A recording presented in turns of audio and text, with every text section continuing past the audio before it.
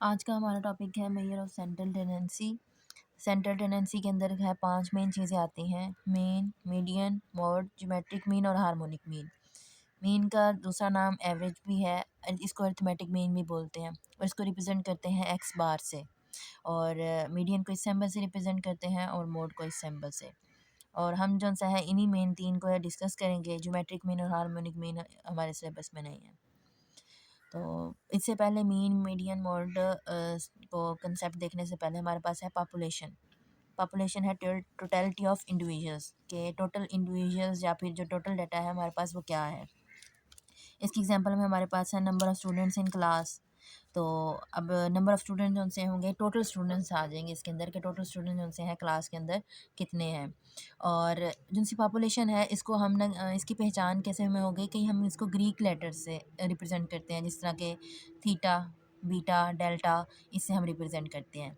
ठीक हो गया। पॉपुलेशन है टोटल टोटल टोटल चीज़ें आ जाती हैं मीन पॉपुलेशन में कि एक वो हर चीज़ टोटल जो हमारे पास डाटा गिवन है वो पूरे का पूरा पॉपुलेशन होगा।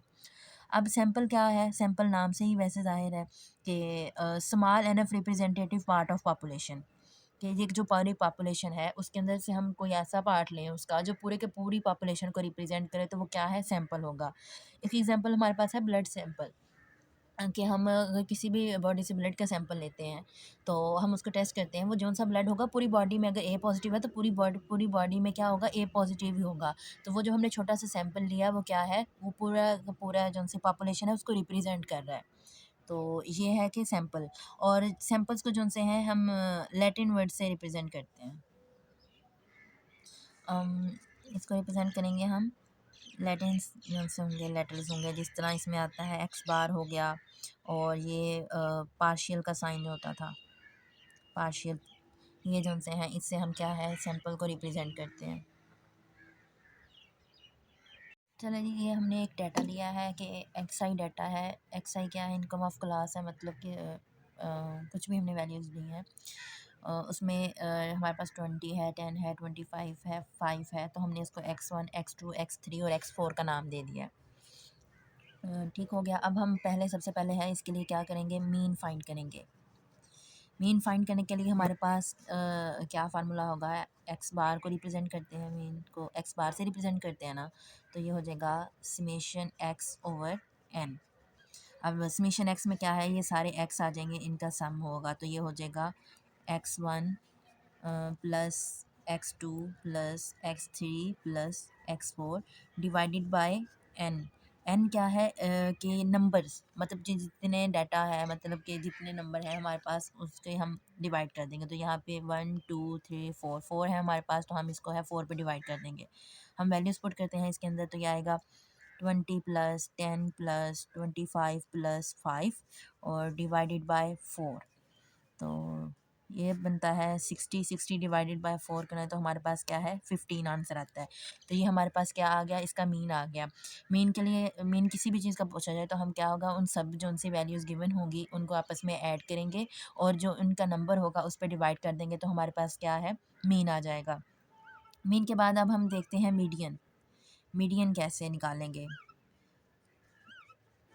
मीडियन मीडियन जो है हम इसी डाटा का निकाल लेते हैं। मीडियन के लिए क्या ज़रूरी है?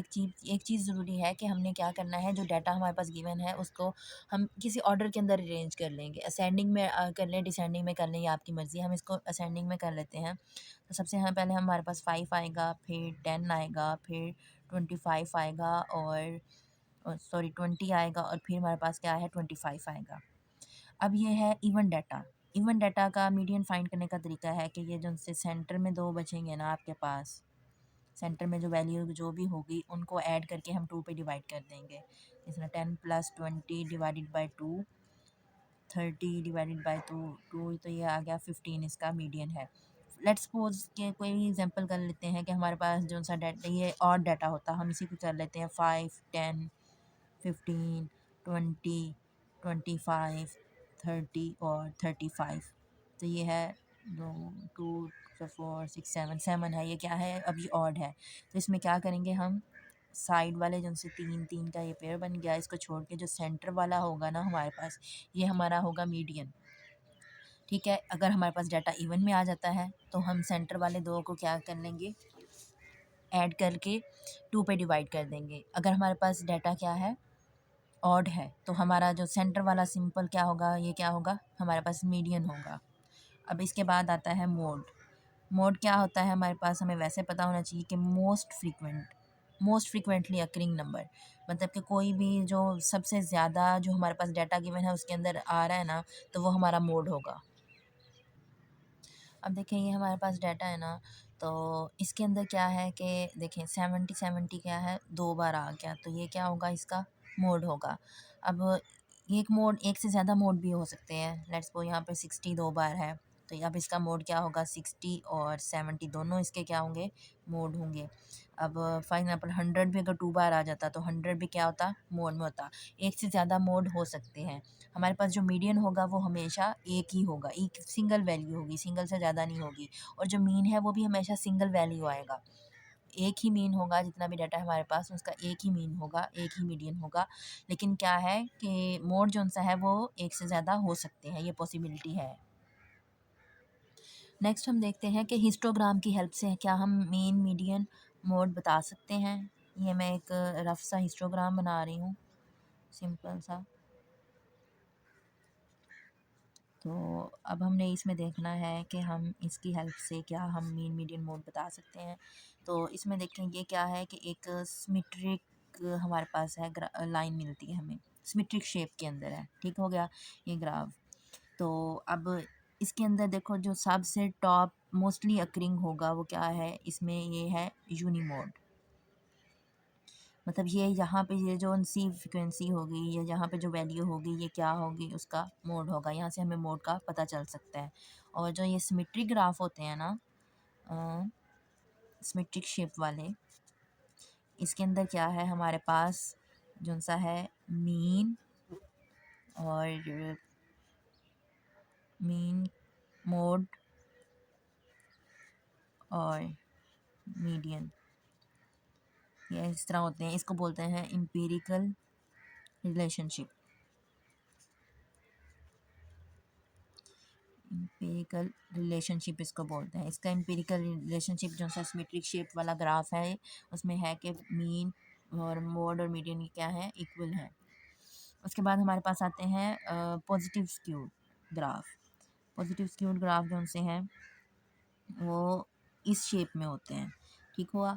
इसके अंदर क्या होता है कि mean less than median less than mod, ठीक है। ये क्या है, ये पॉजिटिव स्क्यूड है, पॉजिटिव स्क्यूड ग्राफ। दूसरे हमारे पास होते हैं नेगेटिव स्क्यूड। नेगेटिव स्क्यूड का ग्राफ कुछ इस तरह से बनता है। इसके अंदर मोड जो सा है यहीं पे एग्जिस्ट करेगा, तो ये नेगेटिव स्क्यूड है। और इसके अंदर क्या होगा, mode less than median less than mean. ये क्या है, ये एम्पिरिकल रिलेशनशिप है इन तीनों ग्राफ्स का। और जो से है ग्राफ बाई मॉडल भी हो सकता है, ट्राई मॉडल भी हो सकता है, मल्टी मॉडल हो सकता है। मीन्स के लेट्स सपोज एक ग्राफ है वो कुछ इस फॉर्म के अंदर आता है, तो ये दोनों इक्वल होंगे, तो ये क्या हो जाएगा, ये by model graph, by model हो जाएगा। मतलब कि इसके दो मोड हैं। मल्टी मॉडल भी है, हमने पहले भी डिस्कस किया कि मोड जो हैं वो एक से ज़्यादा हो सकते हैं। तो ये था सेंट्रल टेंडेंसी, मैं ये सेंट्रल टेंडेंसी का लेक्चर। मैं ये सेंट्रल टेंडेंसी के अंदर तीन मेन चीज़ें हैं जिनको हमने डिस्कस किया है, मीन, मीडियन और मॉड को। और अब हम है कि हम फाइंड भी कर सकते हैं कि अगर हमें मीन पूछा जाए हमसे किसी भी डाटा का, या मॉड पूछा जाए या फिर मीडियन पूछा जाए, तो डाटा को हम अरेंज करके फिर हम उसका फार्मूला हमें पता है कि कैसे कैसे हैं, तो हम उनको ईज़िली फाइंड कर सकते हैं।